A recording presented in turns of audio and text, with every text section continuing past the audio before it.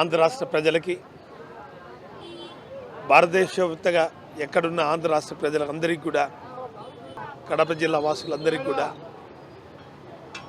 సంక్రాంతి శుభాకాంక్షలు తెలియజేస్తూ, మా కడప నగరంలో గత 10 ఏళ్లుగా సంక్రాంతికి ఆనవాయితీగా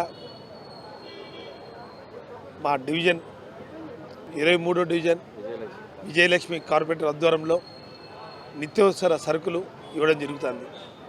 అదే ఆనవాయితీ ప్రకారం ఈ సంవత్సరం కూడా సంక్రాంతి పర్వదినాన నిత్యావసర సరుకులు ఇవ్వడం జరుగుతుంది.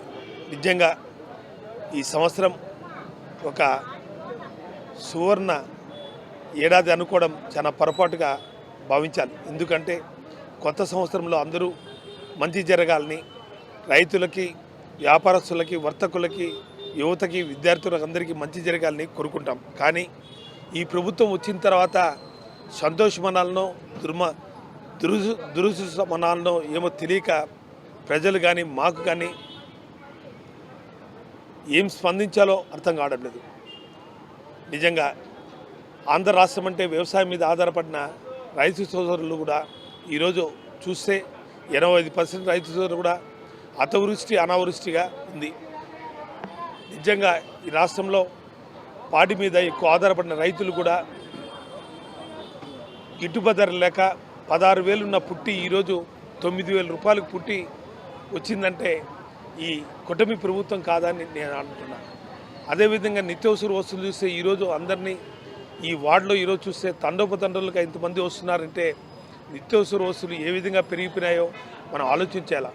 కంది బ్యాడలు కానీ, బ్యాడ్లు కానీ, బియ్యం కానీ, బియ్యము 45 రూపాయలు 50 రూపాయలు ఉండే బియ్యం ఈరోజు మంచి సన్న బియ్యం 65 రూపాయలు మార్కెట్లో, మీడియం బియ్యం 55-56 రూపాయలు. అంటే పుట్టి 9,000 రూపాయలు రైతుకు ఇస్తున్నా కానీ గిట్టుబాటు ధర ఈకున్నా కానీ బియ్యం చూస్తే మార్కెట్లో ఇన్ని రేట్లు ఇంత పెరిగినాయి. బ్యాడ్లు కానీ, శనగపప్పులు కానీ, కందిపప్పు కానీ, పామాయిల్ కానీ, సన్ఫ్లవర్ ఆయిల్ కానీ ఏది ఎత్తుకున్నా కానీ గత ఏడాది కన్నా ఈ ఏడాది 2 అధిక ధరలు ఉండడం ఈ కుటుంబ ప్రభుత్వం వైఫల్యం అనేది నిదర్శనం. నిజంగా ఈ కుటుంబ ప్రభుత్వంలో అన్ని విధాలుగా చూస్తే ఈ సంవత్సరం కొత్త ఏడాది సంవత్సరం వైకుంఠ ఏకాదశిన 6 మంది మరణించడం కూడా ఈ కుటుంబ ప్రభుత్వం వైఫల్యాన్ని మనకు నిదర్శనం. ఈ సంవత్సరం ఈ కుటుంబ ప్రభుత్వంలో ప్రజలందరికీ మంచి జరగాలని, వ్యాపారస్తులు, వర్తకులు అందరూ కూడా మంచిగా ఉండాలని ఆ దేవుని ప్రార్థిస్తూ, కుటుంబ ప్రభుత్వం ఇప్పుడు కూడా కళ్ళు తెరుచుకొని ప్రజలకు అందరికీ మేలు చేయాలని ఆ దేవుని ప్రార్థిస్తున్నాం. సంక్రాంతి భోగి శుభాకాంక్షలు.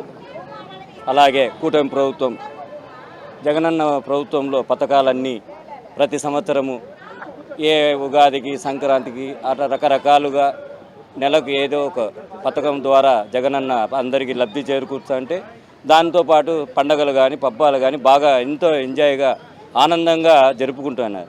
ఈరోజు కుటుంబ ప్రభుత్వం వచ్చిన తర్వాత నిత్యావసర సరుకులు ఎక్కువ కావడంతో దానికి తోడు మా వార్డు ప్రజలు చాలా బాధపడతా ఉంటే దానికోసం చూసి మేము ఈరోజు సంక్రాంతి కానుకగా టమోటాలు, ఎర్రగడ్డలు, కందిబ్యాలు, బెల్లం, బియ్యం అన్నీ ఇచ్చి మా వార్డు అంతా సుఖ సంతోషాలతో సంక్రాంతి పండుగ జరుపుకోవాలని, అందుకోసం మేము కూటమి ప్రభుత్వంను సూపర్ 6 పథకాలు అమలు చేయలే, తర్వాత అమ్మబడి, తర్వాత ఎన్నో పథకాలు చెప్పినారు కానీ చేయలేదు. కాబట్టి మా వార్డు ప్రజలు, మా 23 నాగరాజపేట వార్డు ప్రజలకు మాత్రం మేము ఆనందంగా గడపాలని, మాకు ఓటేసినందుకు వాళ్ళు సహకరించి మేము వాళ్ళకు ఆనందం, సంక్రాంతి భోగి సౌభాగ్యాలతో ఉండాలని మేము ఈ కార్యక్రమం చేపట్టాం.